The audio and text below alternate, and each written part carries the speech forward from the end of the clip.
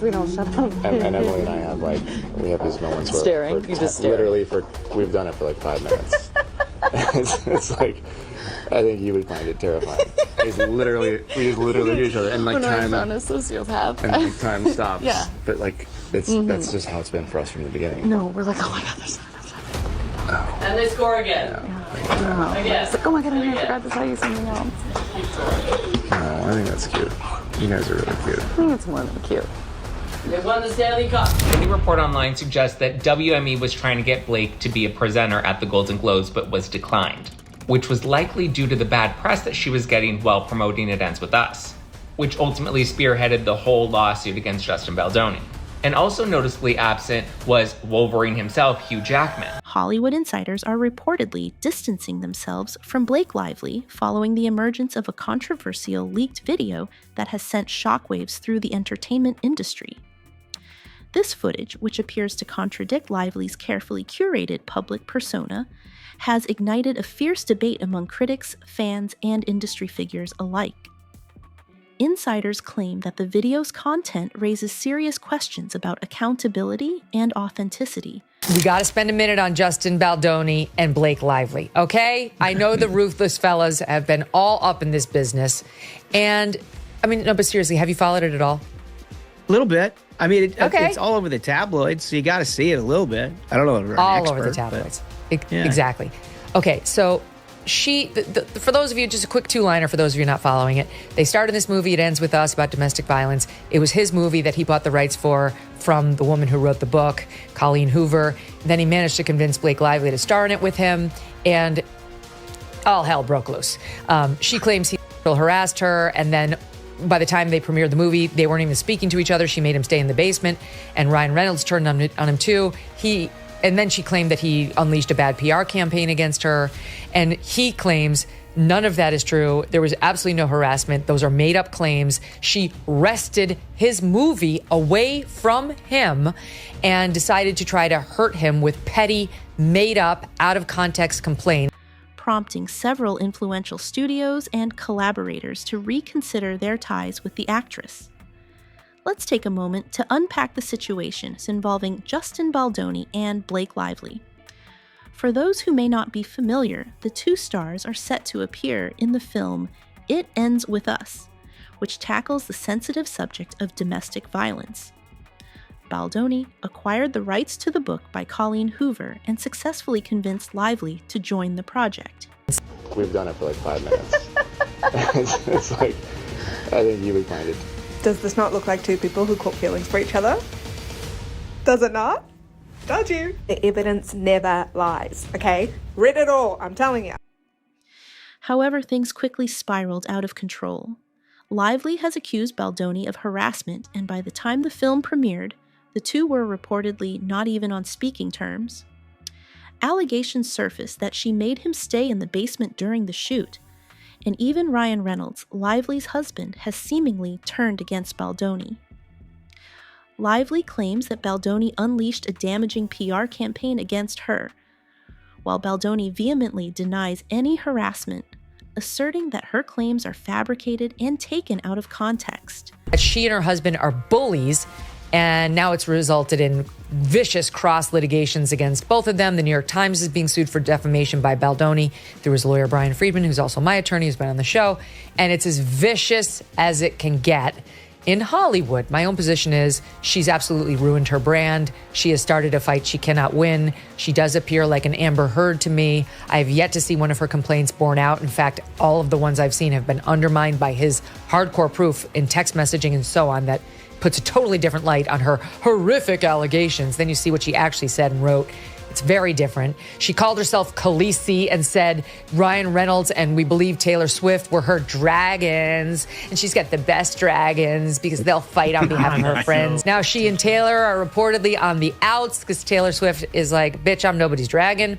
That's unconfirmed, but it's out there. And today we see some evidence now that Blake Lively may have a history of not being upfront when she gets cast in a movie of her secret desires to actually play a much bigger role than that of lead actress. Known for her polished image and meticulously managed career, Lively now finds herself at the center of a storm that challenges the industry's standards and expectations. While some fervent supporters are calling for a more measured response, many are demanding decisive action.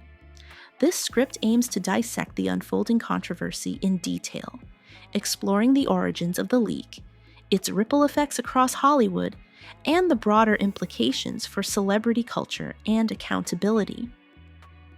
The situation has escalated to the point where both Lively and Baldoni are facing vicious cross-litigation. At the 2022 Forbes Power Women's Summit. I would show up on a set. I knew that they just wanted me to show up and look cute and stand on a little pink sticker where I'm supposed to go and say what I'm supposed to say. But I also knew that that wasn't fulfilling for me, that I wanted to be a part of the storytelling, that I wanted to be a part of the narrative, whether that be in the writing and the costume design and creating the character.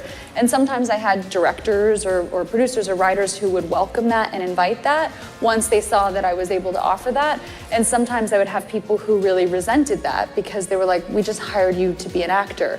Yet when I went in the meetings, I would just seem like I'm just there to be the actor and ready to get the gig. I wouldn't reveal that I actually need to have authorship in order to feel fulfilled. So I think that for them, sometimes that might have felt like a rug pull. Baldoni has filed a defamation lawsuit against the New York Times, represented by his lawyer, Brian Friedman, who has also appeared on this show. The conflict has become as intense as it gets, with Lively's brand seemingly in jeopardy. Some industry insiders believe she has irreparably damaged her reputation. I know this gets overused now, but she did FAFO. Like, she thought she could blame all of her negative press on him. He's a weakling. She's Blake Lively with Ryan Reynolds, her dragon. And she decided, I can't take 1 month worth of negative press, which she got, generated, she says, by him. He says, by you and your badness. And she's so thin-skinned, look what happens to you. Look what happened to poor Jake Cal even on this show. People get picked on when they're in the public eye, right? Like, look at just Google Megyn Kelly, you'll see terrible articles about me. It's part of being in the public eye. She's just used to being Hollywood's golden girl. And she had such thin skin that after having a couple negative things happen to her for a month, she had to blame him. She decided to blame him. And boy, did she open up a hornet's nest and learn, be careful what you wish for, because now you've got the fight you asked for and you're not winning it. Likening her situation to that of Amber Heard. Critics argue that Lively's complaints have not been substantiated, and evidence, including text messages, appears to undermine her allegations. In a recent interview, Lively referred to herself as a Kisi, claiming that Ryan Reynolds and Taylor Swift were her dragons, ready to fight on her behalf. I have a theory that Blake Lively and Ryan Reynolds are a very suspicious couple. I get weird vibes from them. I have for a very long time. Why does Ryan Reynolds need to be the CEO of like a jillion companies? First of all, he's a perfectly successful actor. There are celebrities who you don't have any opinions on, and that's because they're not doing PR. And when there's celebrities who are doing PR for themselves and you are being trained to have a certain opinion about them, that's when I get suspicious. And may I remind you that they met on the set of Green Lantern, and they were both in relationships when they met. Ooh. And you hate to see that. You really hate to see that. And then mysteriously a year later, they weren't. However, reports suggest that her relationship with Swift may be strained, as Swift reportedly does not want to be anyone's dragon. Additionally, there are indications that Lively may have a history of not being entirely upfront about her ambitions when cast in films. Blake Lively is getting more and more criticism from the public, and now they're bringing up the past, including the time she was trashed by the royal family. In 2021, Blake Lively's husband Ryan Reynolds, without telling her, purchased a football team in the United Kingdom with Rob McElhenney for $3 million. And because the football team is based in Wrexham, it's gotten a lot of love from the royal family, where King Charles has attended the game several times and Ryan Reynolds has formed a friendship with him. In the meantime, Blake Lively's focused more and more on business, with one big example being Betty Booze, which is a line of non-alcoholic sparkling drinks she launched because, like myself, she's never actually drank alcohol. Around the time of the Betty Booze launch, Kate Middleton wasn't really seen in any public events and also released this very strange photo of her with her kids. And that's because the photo wasn't really Kate Middleton with her kids and was a complete Photoshop job where many people thought Kate Middleton might have passed away, and there were a lot of conspiracies around it. Because that Blake Lively posted this on Instagram, which was a clearly photoshopped image of her marketing Betty booze to try and promote the brand and also make fun of Kate Middleton. Then Kate Middleton looked very stupid very quickly because it was revealed she was being treated for cancer. Blake Lively did apologize, but the royals seem upset, which is why they haven't attended any games for Ryan Reynolds' team since. Often desiring a more significant role than that of a lead actress. At what point did it become clear that Blake Lively might be the aggressor in this escalating showdown? Was it when Baldoni filed his countersuit? Or when Friedman released a website containing 170 pages of evidence, including text messages? Now, sources close to Blake and Ryan claim that they didn't attend in any relation to any of the legal drama, but this was a decision that they made a while back. But if anybody knows anything about lawsuits, they're not filed in 24 hours. It does take some time to actually put everything together and file the lawsuit. Or, as in her case, the legal complaint that she originally filed in California before the lawsuit. But could it be possible that they just decided to boycott the Golden Globes because of the rejection to have Blake be a presenter? Or is it possible that the lawsuit was spearheaded by Blake suddenly being rejected by Hollywood after all her bad press? Because even right now, she has no other film projects in the works, with exception for A Simple Favor 2 starring Anna Kendrick, but that sequel has just been announced, or has just been confirmed as a straight-to-streaming on Amazon Prime. That's not even going to be in theaters. Some insiders have long had an intuition about Lively, suggesting that her polished public persona may mask a more complex reality. The leaked content has been analyzed frame by frame by experts, who insist that while the context of the footage remains murky, its implications are undeniable. Critics argue that the video not only tarnishes Lively's reputation, but also sets a dangerous precedent in an era where digital content can be weaponized to dismantle careers. Some insiders speculate that the motivations behind the leak might extend beyond personal vendettas, suggesting a calculated move to shake the foundations of celebrity culture itself. Point did it become clear to you that Blake Lively was the aggressor in this now epic showdown? Was it right after was it when Baldoni dropped the countersuit? Was it when Brian Friedman put up the website with the 170 pages and all the text? Or was it right away when the Times wrote? Right away. I've always had an intuition about her, and I've always had an intuition about Taylor Swift and like the branding of the nice girl stuff. I knew how she grew up. I knew that she kind of was one of these people. What tends to be the case is that when you grow up with everything, you create things out of nothing because you're looking for struggle in your life and you're used to getting whatever it is that you want. So I just kind of had her down to a prototype and said, I'm going to pump the brakes and see what happens. And then when Brian Friedman came back with the facts, they were just undeniable. And it contextualized everything. And it really was quite horrific because you just go, what kind of a monster even goes through with this CRD filing and doesn't include the proper context of these things? The controversy raises pertinent questions about privacy, public scrutiny, and the responsibilities that come with fame. At the 2022 Forbes Powers Women's Summit, Lively herself acknowledged the challenges of being in the public eye, stating that she often felt constrained by the expectations placed upon her. In response to the growing backlash, several high-profile studios and production houses have reportedly severed ties with Lively, citing a need to protect their brands from the fallout.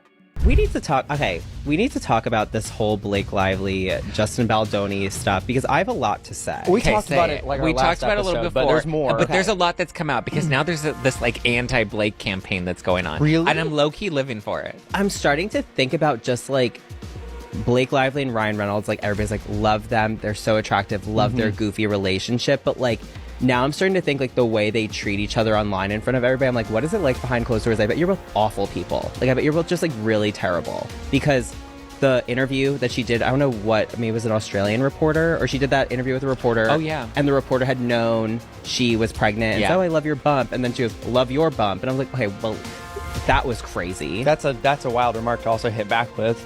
Yeah. I know. And the reporter's like, I wanted to cry in that interview. I was like, I would have wanted to cry too. Imagine Blake Lively pokes at your pot belly.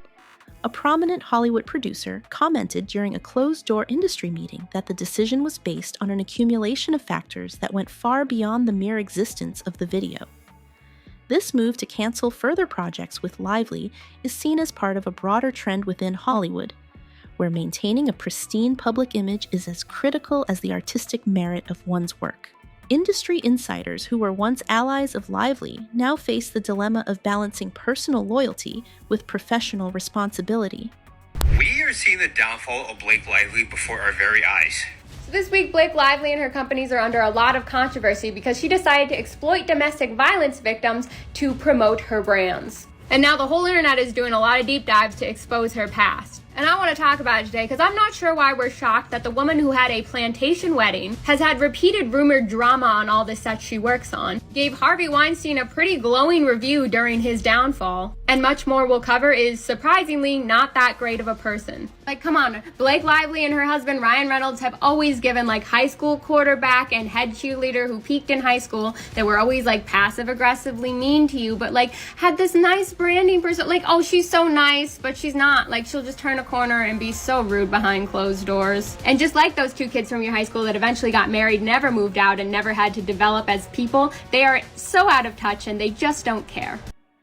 Several former collaborators have expressed regret over their decision to disassociate from her, acknowledging the brilliance she brought to their projects while recognizing the need to protect their own reputations.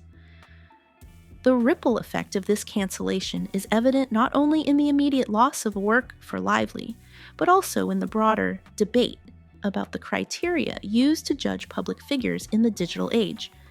This polarization is fueling countless debates across online forums and talk shows. I have absolutely no feelings about this guy, Justin Baldoni. In fact, to be perfectly honest, I reviewed some of his social media, and he seems kind of ridiculous with his toxic masculinity, lamentations, and so on. But that's fine. That's me. So I'm not on his side. But my point is simply, I just don't see it. In their incendiary complaint, where they're trying to do their best to bash him and the PR team, I don't see that the second loop closed of, and then here's where they did it. It's just all supposition. They don't have these great texts saying, look what I got placed in the New York Post. Reflecting the deep-seated tensions between the ideals of forgiveness and the imperatives of accountability. As the situation unfolds, industry experts are weighing in on the implications of the leaked video, debating whether current laws provide sufficient protection for individuals whose private moments are thrust into the public arena without consent. As industry analysts continue to dissect every element of the leaked video, the complexities of this situation become increasingly apparent. Justin Baldoni has come with receipts. Lively is finished. He has said that the New York Times basically cherry-picked and altered communications and didn't give any context to anyone, which is true. He has text messages of Blake asking him to come to her trailer while she was breastfeeding so that they could discuss the next scene. He also has correspondence of Blake asking for the costumes to be sexier in the film, which really doesn't corroborate any of these claims she's been making about the fact that he was sexually exploitative. His lawyers have said, while their side embraces partial truths, we embrace the full truth, and we have all of the communications to back it. Public will decide for themselves, as they did when this first begun. This is the same journalist that took down Harvey Weinstein that released Blake's article, so Baldoni wouldn't be trying to take them down if he did not have the receipts. This is Mean Girl Blake coming out. It didn't go her way, she tried to fight it, but Baldoni is showing that he's not gonna back down. The content, timing, and subsequent media frenzy have all contributed to a scenario that is as polarizing as it is intricate. With each new detail that emerges, the public watches intently, aware that the outcome of this controversy may have lasting implications for the entertainment industry and the nature of celebrity itself.